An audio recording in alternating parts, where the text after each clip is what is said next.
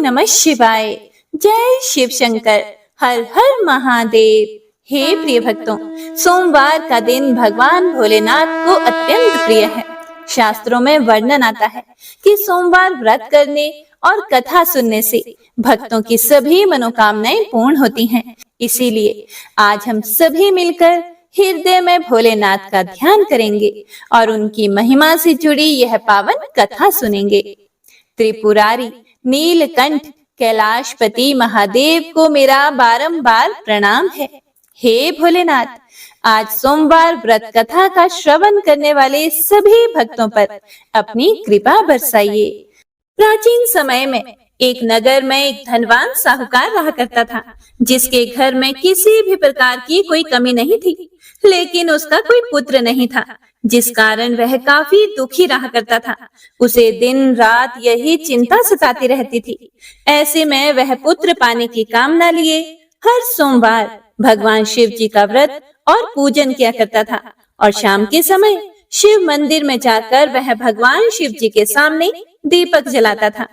उसके उस भक्ति भाव को देखकर देवी माँ पार्वती ने भगवान शिव से कहा, हे प्रभु, यह साहूकार आपका बहुत बड़ा भक्त है और सदैव आपका व्रत और पूजन बड़ी ही श्रद्धा के साथ करता है। आपको इसकी मनोकामना अवश्य ही पूर्ण करनी चाहिए। माता पार्वती की यह बात सुनकर भगवान शिव बोले, हे देवी पार्वती, यह संसार कर्म क्षेत्र है। जैसे किसान खेत में जैसा बीज बोता है वैसा ही फल काटता है, उसी तरह इस संसार में मनुष्य जैसा कर्म करता है वैसे ही फल भोगता है। पार्वती जी ने अत्यंत आग्रह से कहा, हे प्रभु, जब यह आपका इतना बड़ा भक्त है और इसको अगर किसी भी प्रकार का दुख है तो उसे अवश्य ही दूर करना चाहिए, क्योंकि आप तो सदैव ही अपने भक्तों पर दयालु होते हैं और उनके दुखों को हमेशा ही दूर करते हैं। यदि आप ऐसा नहीं करेंगे तो मनुष्य आपकी सेवा और व्रत क्यों करेंगे?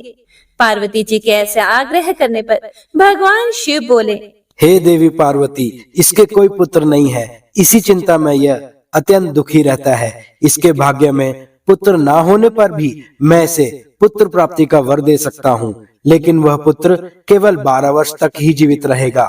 इसके पश्चात वह मृत्यु को प्राप्त हो जाएगा। इससे अधिक तो मैं कुछ भी इसके लिए नहीं कर सकता। हे प्रिय भक्तों, यह बातें साहूकार सुन रहा था। इससे उसको ना तो प्रसन्नता हुई और ना ही कुछ दुखी हुआ। वह पहले की तरह ही भगवान शिव का व्रत और पूजन करता रहा। कुछ समय व्यतीत हो जाने पर साहूकार की पत्नी गर्भवती हुई और 10वें महीने में उसे अति सुंदर पुत्र की प्राप्ति हुई। साहूकार के घर में बहुत खुशियां मनाई गई, परंतु साहूकार ने उसकी केवल 12 वर्ष की आयु जानकर अधिक प्रसन्नता प्रकट नहीं की और न ही किसी को यह भेद बताया।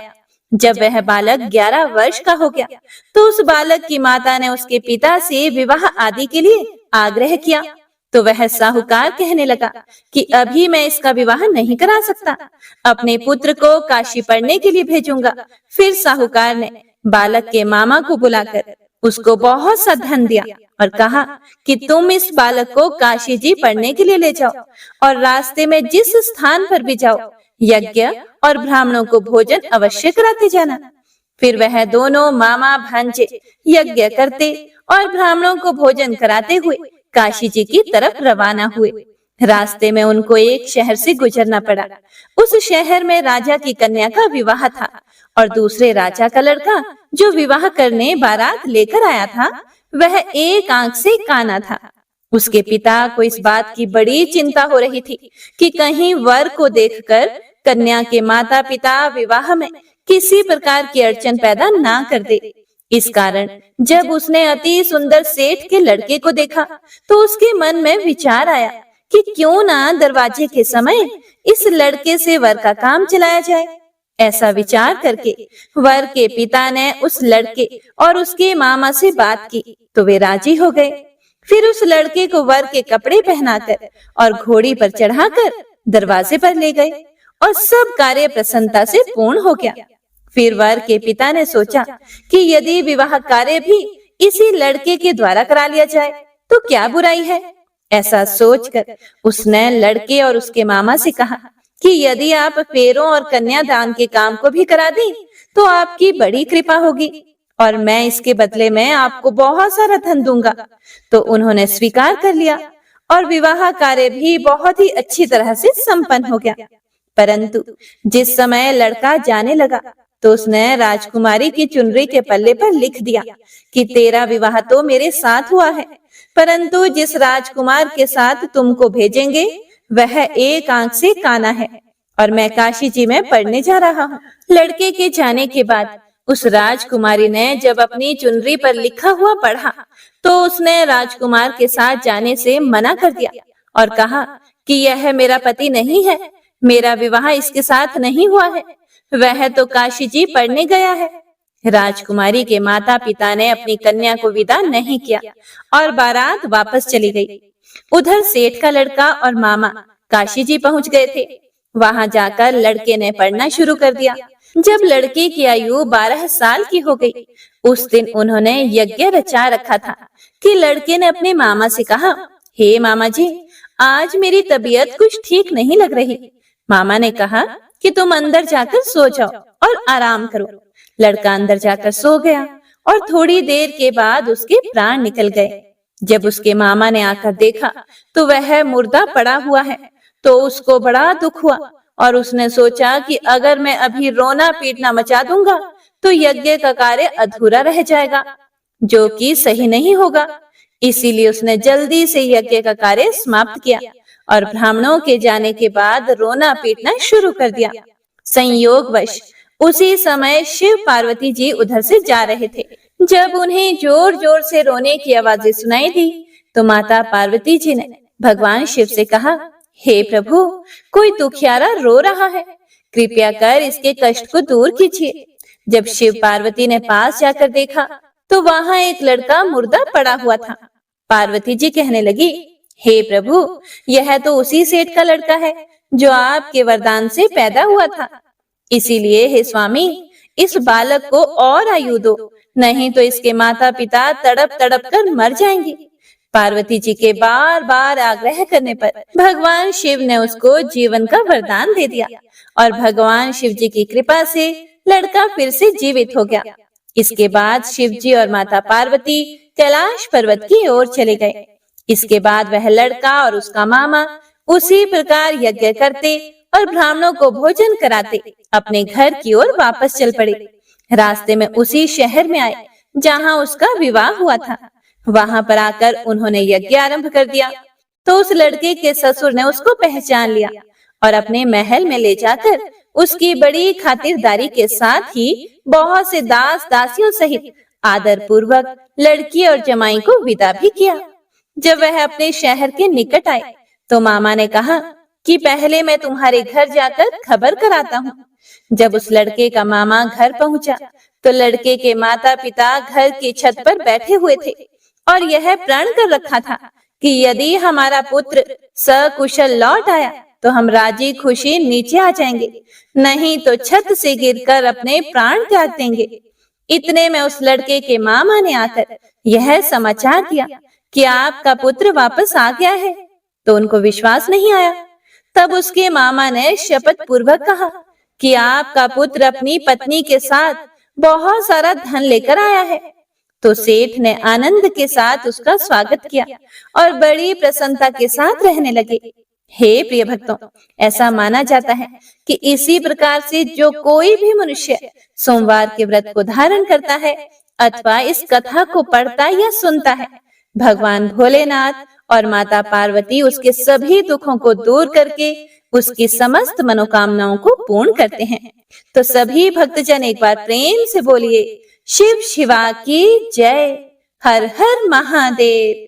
हे प्रिय भक्तों, अब बड़ी ही श्रद्धा और भक्ति भाव से आइए सुनते हैं सोमवार व्रत की दूसरी कथा।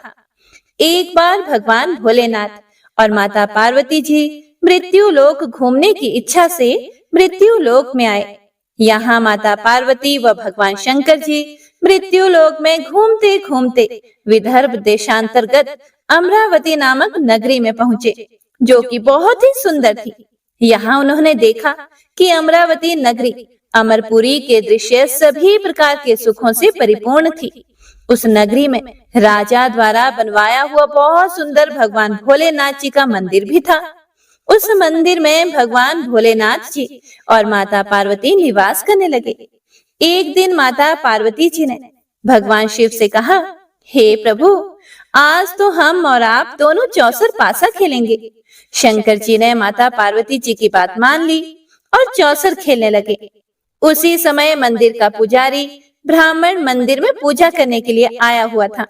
माता ने ब्राह्मण को देखकर एक प्रश्न किया, तो पुजारी जी बताओ कि इस बाजी में दोनों में से किसकी जीत होगी और किसकी हार होगी। ब्राह्मण ने बिना सोचे समझे कहा कि भगवान भोलेनाथ ही जीतेंगे। कुछ समय के बाद बाजी समाप्त हुई और माता पार्वती जी की विजय हो गई। माता पार्वती को ब्राह्मण के झूठ बोलने पर क्रोध आया और कोढ़ी होने का श्राप दे दिया। भगवान शंकर जी के बहुत समझाने के बाद भी माता नहीं मानी और वे दोनों वहां से चले गए। कुछ समय के बाद उस ब्राह्मण पुजारी को कोढ़ होने लगा और धीरे धीरे उसके सारे शरीर में कोढ़ हो गए। ऐसे में वह बहुत ही परेशान और दुखी रहने लगा। इस तरह कई दिन बीत गए। फिर एक दिन देवलोक की अप्सराएं शिव जी की पूजा करने उसी मंदिर में आई। अप्सराओं ने उस पुजारी के कष्ट को देखकर बड़े दया भाव से उसके रोगी होने का कारण पूछा। तब पुजारी जी ने अपनी आप बीती सभी बातें निसंकोच होकर उन अप्सराओं को बता दी। यह सुनकर वो अप्सराएं बोली कि हे ब्राह्मण देव, तुम दुखी मत हो। भगवान भोलेनाथ जी आपके सभी कष्टों को दूर कर देंगे, परंतु तुम्हें श्रेष्ठ 16 सोमवार के व्रत पूरे विधि विधान और भक्ति भाव से पूरे 16 व्रत करने होंगे और 17वें सोमवार के दिन पाव से पवित्र गेहूं के आटे की बाटी बनाएं। उसके बाद घी और गुड़ मिलाकर चूरमा बनाकर भगवान भोलेनाथ जी को प्रसाद चढ़ाना और बाकी के प्रसाद को मंदिर में उपस्थित भक्तों को बांट देना। ऐसा करने से आपकी सभी मनोकामनाएं पूर्ण होंगी। हे प्रिय भक्तों, ऐसा कहकर अप्सराएं देवलोक को चली गई। ब्राह्मण भी यथाविधि 16 सोमवार व्रत करने लगा। ऐसे में भगवान भोलेनाथ की कृपा से धीरे धीरे ब्राह्मण पुजारी कोढ़ से मुक्त होने लगा और कुछ समय के बाद भगवान शंकर जी और माता पार्वती जी फिर से उसी मंदिर में पधारे। तब माता ने उस ब्राह्मण को रोग मुक्त होने का कारण पूछा, तो ब्राह्मण ने माता को 16 सोमवार के व्रत के बारे में विस्तार से बताया। ब्राह्मण की बात सुनकर माता पार्वती जी बड़ी प्रसन्न हुई और पुजारी से 16 सोमवार के व्रत की विधि पूछी। उसी दिन से माता पार्वती जी भी 16 सोमवार व्रत करने लगी और लगातार 16 व्रत किया। ऐसे में उनकी मनोकामनाएं पूरी हुई। उनके रूठे हुए पुत्र स्वामी कार्तिकेय जी स्वयं ही माता की आज्ञाकारी हो गए। फिर एक दिन कार्तिकेय जी को अपना विचार परिवर्तन होने का रहस्य जानने की इच्छा हुई और वह अपनी माता के पास गए और बोले कि हे माता, आपने ऐसा क्या उपाय किया जिससे मेरा मन आपकी ओर आकर्षित हो गया। तब माता पार्वती जी ने उसे 16 सोमवार व्रत कथा सुनाई। तब कार्तिकेय जी ने अपनी माता से कहा कि इस व्रत को मैं भी करूंगा, क्योंकि मेरा प्रिय मित्र ब्राह्मण दुखी दिल से परदेश गया है। हमें उससे मिलने की बहुत इच्छा होती है। फिर कार्तिकेय जी ने भी 16 सोमवार के व्रत पूरे विधि विधान से किए और उनकी भी इच्छा पूर्ण हो गई। उन्हें अपना प्रिय मित्र मिल गया। तब उसके मित्र ने इस आकस्मिक मिलन का भेद कार्तिकेय जी से पूछा। तो कार्तिकेय जी बोले, हे मित्र, हमने तुम्हारे मिलने की इच्छा करके 16 सोमवार के व्रत किए थे। अब तो उस ब्राह्मण मित्र को भी अपने विवाह की बड़ी इच्छा हुई और वह भी 16 सोमवार व्रत पूरे विधि विधान से करने लगा। एक दिन वह किसी काम से विदेश गया और वहां के राजा ने अपनी पुत्री का स्वयंवर रखा था। उस राजा ने राजकुमारी के विवाह के लिए यह शर्त रखी थी कि जिस राजकुमार के गले में सब प्रकार से श्रृंगारित हथिनी माला डालेगी, मैं उसी के साथ अपनी बेटी का विवाह करूंगा। भगवान शिव जी की कृपा से ब्राह्मण भी उस स्वयंवर को देखने के लिए एक और बैठा हुआ था। उसी समय हथिनी वहां पर आई और उस ब्राह्मण के गले में जयमाला डाल दी। इस तरह राजा की प्रतिज्ञा के अनुसार बड़ी धूमधाम के साथ अपनी पुत्री का विवाह उस ब्राह्मण के साथ पूरे विधि विधान से कर दिया और उसे बहुत सारा धन देकर सम्मान पूर्वक संतुष्ट किया और वो दोनों सुख पूर्वक रहने लगे। एक दिन उस राजकुमारी ने अपने पति से पूछा कि हे प्राणनाथ, आपने ऐसा कौन सा पुण्य किया है जो हथिनी ने सभी राजकुमारों को छोड़कर आपके गले में जयमाला डाली। तब ब्राह्मण बोला, हे प्राण प्रिय, मैंने अपने मित्र कार्तिकेय जी के कथनानुसार 16 सोमवार का व्रत किया था, जिसके प्रभाव से मुझे तुम जैसी रूपवान पत्नी मिली है। इस व्रत की महिमा सुनकर राजकन्या को बड़ा आश्चर्य हुआ और वह भी पुत्र कामना के लिए 16 सोमवार व्रत करने लगी और भगवान भोलेनाथ से पुत्र कामना की प्राप्ति करने लगी। शिव जी की कृपा से कुछ समय के बाद उसके गर्भ से एक अति सुंदर, सुशील, धर्मात्मा और विद्वान पुत्र हुआ। वह ब्राह्मण और उसकी पत्नी दोनों उस पुत्र को पाकर बहुत ही प्रसन्न हुए और उसका लालन पालन भली प्रकार से करने लगे। जब वह लड़का बड़ा हुआ और समझदार हुआ तो एक दिन अपनी माता से प्रश्न किया कि हे माता, आपने ऐसा कौन सा पुण्य किया जो आपको मेरे जैसे पुत्र की प्राप्ति हुई। पुत्र की बात सुनकर उस राजकुमारी ने अपने द्वारा किए गए 16 सोमवार व्रत की कथा और पूरे नियमों के बारे में उसे बताया। उस लड़के ने इस व्रत को सब तरह से मनोरथ पूर्ण करने वाला सुनकर उसके मन में राज्याधिकार के पाने की इच्छा हुई। उस लड़के ने उसी दिन भगवान शिव जी को प्रसन्न करने के लिए 16 सोमवार के व्रत पूरे नियमों से करने लगा। एक दिन दूसरे देश के राजा के दूत ने आकर उसको उनकी राजकुमारी के लिए चुना और उसे अपने साथ ले आए और राजा ने अपनी राजकुमारी का विवाह उसके साथ कर दिया। धीरे धीरे राजा बूढ़ा हो गया और उसके लिए राजकाज संभालना मुश्किल हो गया। उसने अपने दामाद का राज्य तिलक कर दिया और वहां का राजा घोषित कर दिया। इस तरह से ब्राह्मण पुत्र राजा बनकर भी यह व्रत करता रहा। हे प्रिय भक्तों, जब 17वां सोमवार का व्रत आया तो उसने अपनी रानी से सभी सामग्रियों सहित भगवान भोलेनाथ जी के मंदिर में आने को कहा, किंतु रानी मंदिर नहीं गई और उसने अपने दास दासियों को पूजा की सामग्री लेकर मंदिर भेज दिया। राजा ने पूरे विधि विधान से भगवान शिव जी की पूजा की। जब वह वहां से जाने लगा तो उसने एक आकाशवाणी सुनी, हे राजा, अपनी इस रानी को राजमहल से निकाल दे, नहीं तो ये तेरा सर्वनाश कर देगी। इस वाणी को सुनकर राजा आश्चर्य में पड़ गया और उसने तुरंत मंत्रियों की एक बैठक बुलवाई और आप बीती उन्हें सुनाई।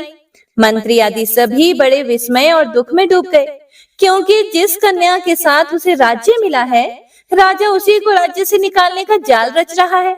यह कैसे हो सकेगा? अंत में राजा ने अपनी रानी को राजमहल से निकाल दिया। रानी दुखी हृदय से अपने भाग्य को कोसती हुई अपने राज्य से बाहर चली गई।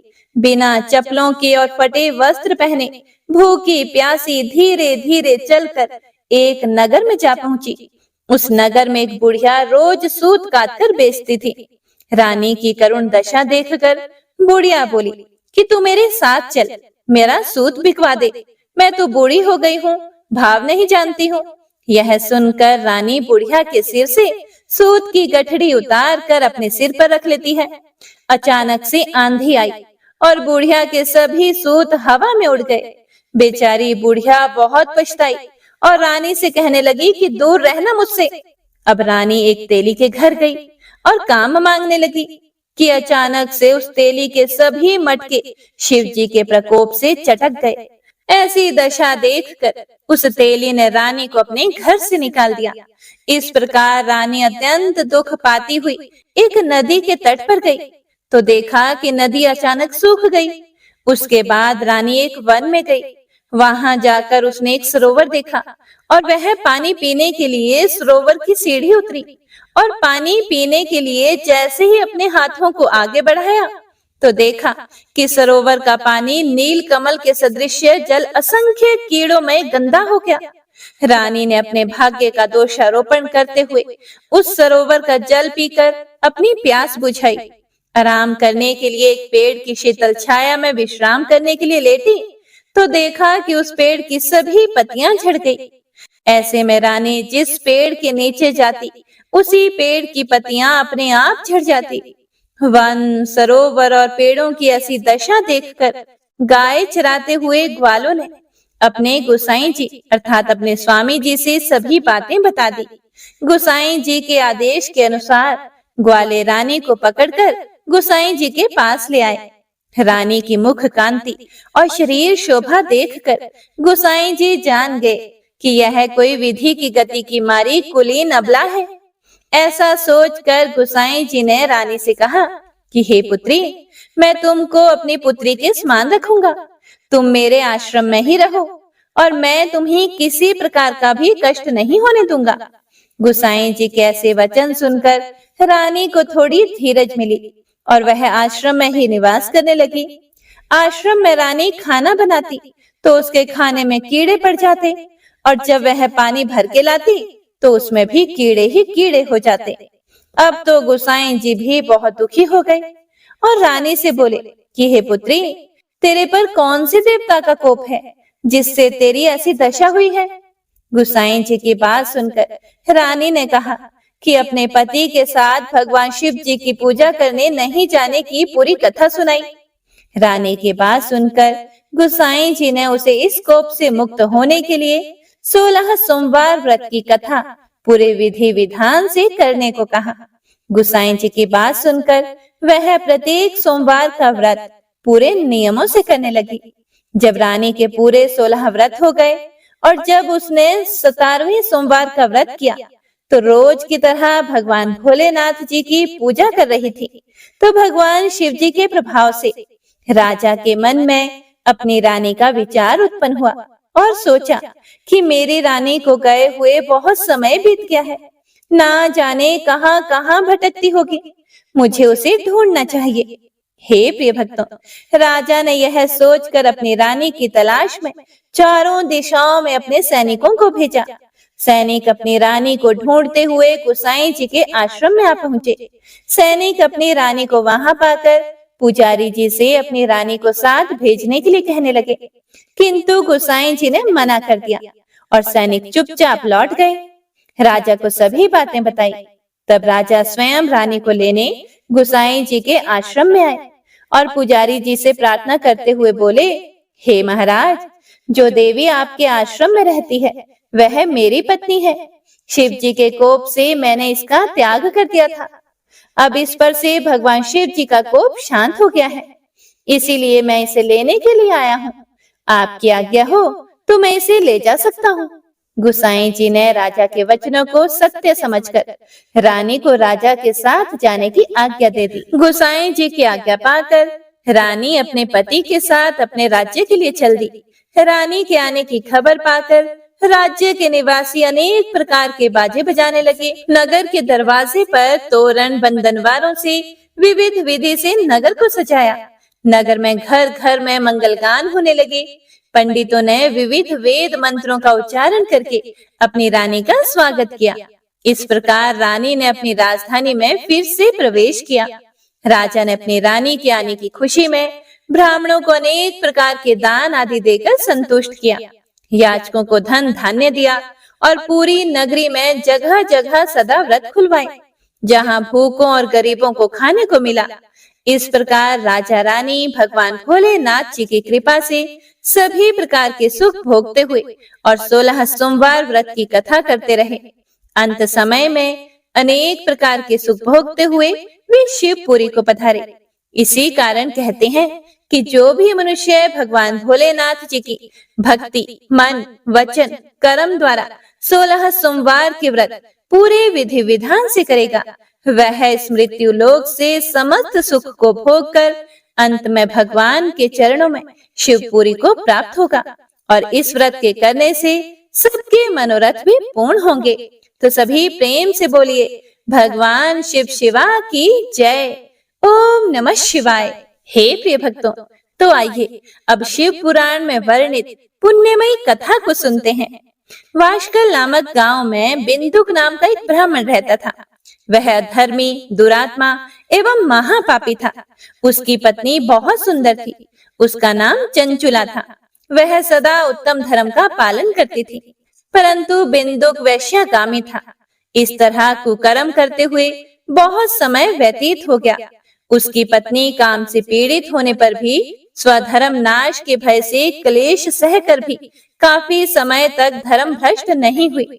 परंतु आगे चलकर वह भी अपने दुराचारी पति के आचरण से प्रभावित होकर दुराचारिणी और अपने धर्म से विमुख हो गई। इस तरह दुराचार में डूबे हुए उन पति पत्नी का बहुत सा समय व्यर्थ बीत गया।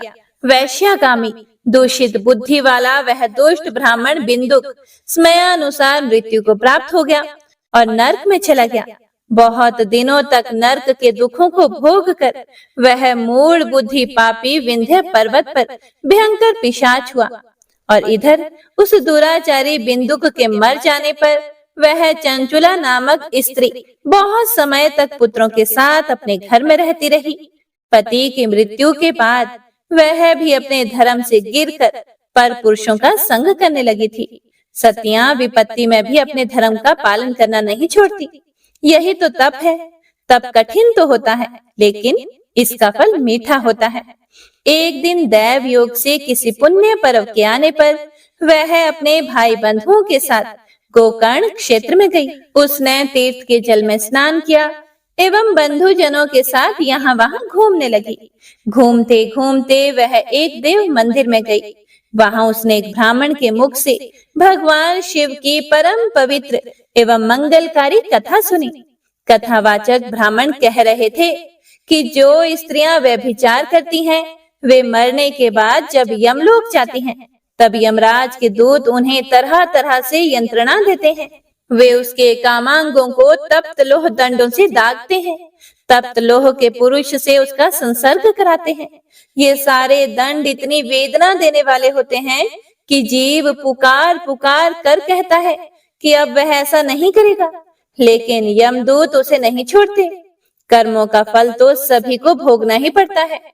देव, ऋषि, मनुष्य सभी इससे बंधे हुए हैं।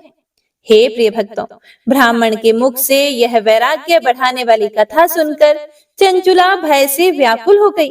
कथा समाप्त होने पर सभी लोग वहां से चले गए। तब कथा बांचने वाले ब्राह्मण देवता से चंचुला ने कहा कि हे ब्राह्मण देव, धर्म को ना जानने के कारण मेरे द्वारा भी बहुत बड़ा दुराचार हुआ है।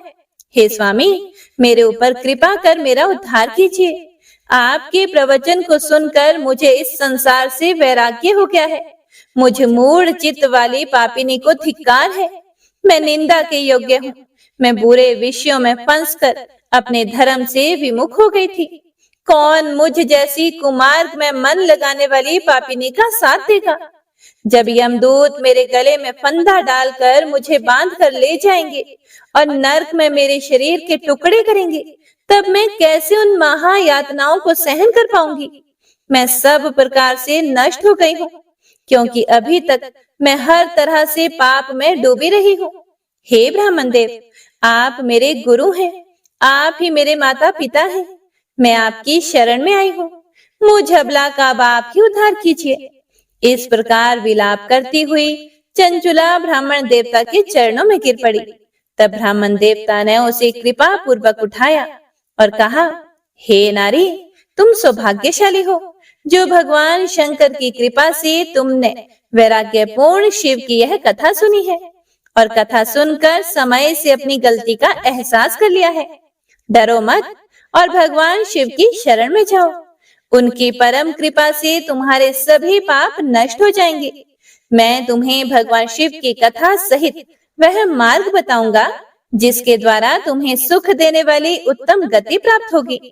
शिव कथा सुनने से तुम्हारी बुद्धि शुद्ध हो गई है और तुम्हें पश्चाताप हुआ है तथा मन में वैराग्य उत्पन्न हुआ है। पश्चाताप ही पाप करने वाले पापियों के लिए सबसे बड़ा प्रायश्चित है। जो मनुष्य अपने कुकर्मों के लिए पश्चाताप नहीं करता, वह उत्तम गति प्राप्त नहीं करता, परंतु जिसे अपने कुकृत्य पर हार्दिक पश्चाताप होता है, वह अवश्य ही उत्तम गति का भागीदार होता है।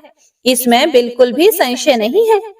शुद्ध चित्त में ही भगवान शिव और पार्वती का वास होता है। वह शुद्धात्मा मनुष्य सदा शिव के पद को प्राप्त होता है।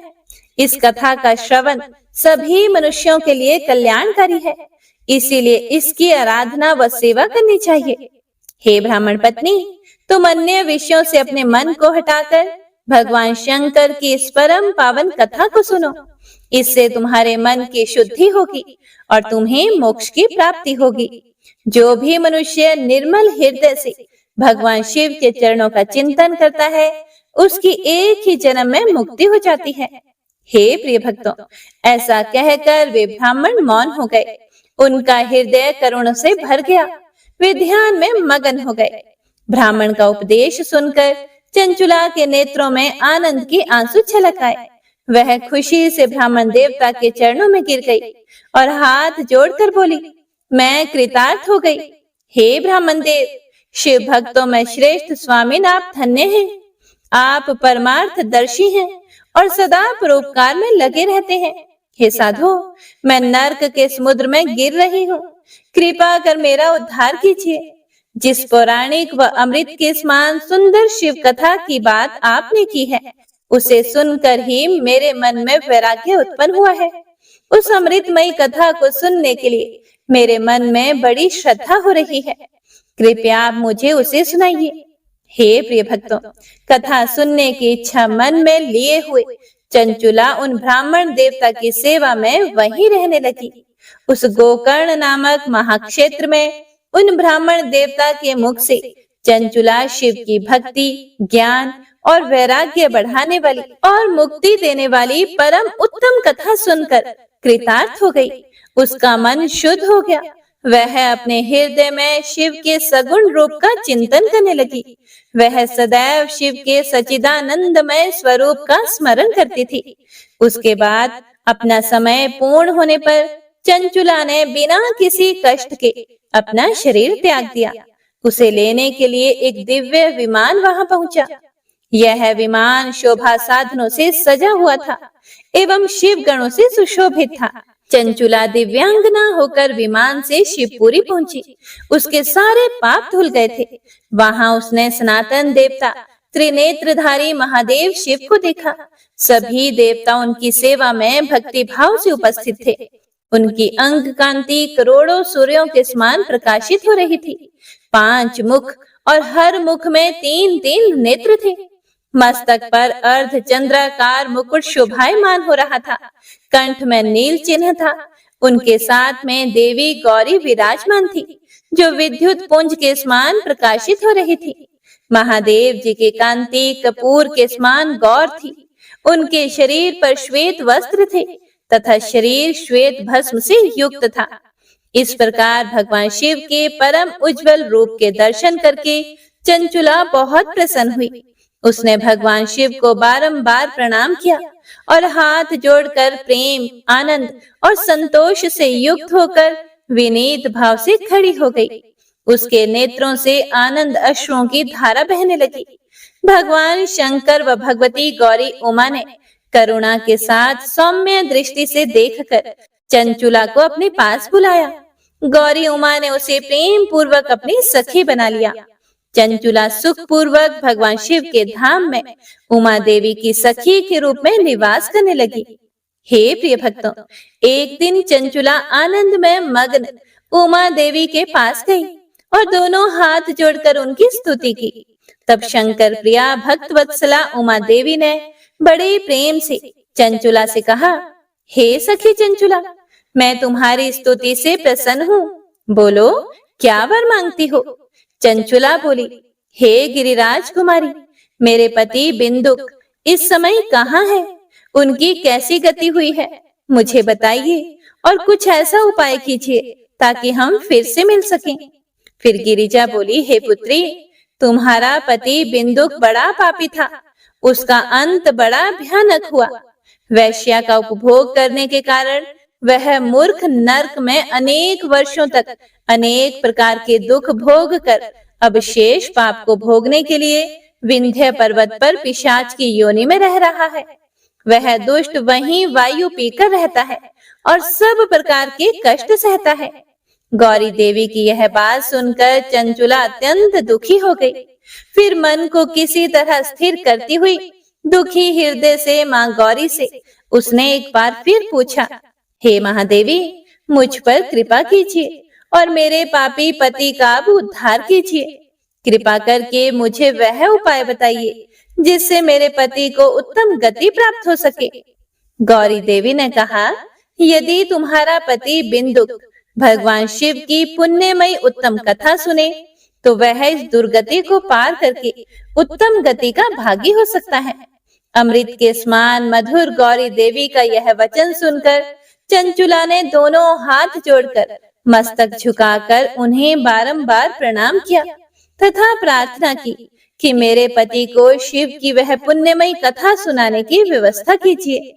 ब्राह्मण पत्नी चंचुला के बार बार प्रार्थना करने पर शिवप्रिया गौरी देवी ने भगवान की महिमा का गान करने वाले गंधर्वराज तुम्बुरो को बुलाकर कहा, हे तुम्बुरो, तुम्हारी भगवान शिव में प्रीति है। तुम मेरे मन की सभी बातें जानकर मेरे कार्यों को सिद्ध करते हो। तुम मेरी सखी के साथ विंध्य पर्वत पर जाओ। वहां एक महाघोर और भयंकर पिशाच रहता है। पूर्व जन्म में वह पिशाच बिंदुक नामक ब्राह्मण मेरी इस सखी चंचुला का पति था। वह वैश्यागामी हो गया था। उसने स्नान संध्या आदि नित्य कर्म छोड़ दिए थे। क्रोध के कारण उसकी बुद्धि भ्रष्ट हो गई थी। दुर्जनों से उसकी मित्रता तथा सज्जनों से द्वेष बढ़ गया था। वह अस्त्र शस्त्र से हिंसा करता, लोगों को सताता और उनके घरों में आग लगा देता था। पत्नी को त्याग कर दुष्ट लोगों से दोस्ती करके उन्हीं के संपर्क में रहता था। वह मृत्यु तक दुराचार में फंसा रहा।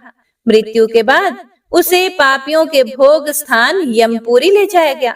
वहां घोर नरकों को सहकर इस समय वह विंध्य पर्वत पर पिशाच बनकर रह रहा है और पापों का फल भोग रहा है। तुम उसके सामने परम पुण्यमयी पापों का नाश करने वाली शिव जी की दिव्य कथा का प्रवचन करो। इस कथा को सुनने से उसका हृदय सभी पापों से मुक्त होकर शुद्ध हो जाएगा और वह प्रेत योनि से मुक्त हो जाएगा। दुर्गति से मुक्त होने पर उस बिंदुक नामक पिशाच को विमान पर बिठाकर तुम भगवान शिव के पास ले आना। हे प्रिय भक्तों, माँ उमा का आदेश पाकर गंधर्वराज तुम्बुरो प्रसन्नता पूर्वक अपने भाग्य की सराहना करते हुए चंचुला को साथ लेकर विमान से पिशाच के निवास स्थान विंध्य पर्वत पर गया। वहां पहुंचकर उसने उस विकराल आकृति वाले पिशाच को देखा। उसका शरीर विशाल था, उसकी ठोड़ी बड़ी थी। वह कभी हंसता तो कभी रोता, कभी उछलता था।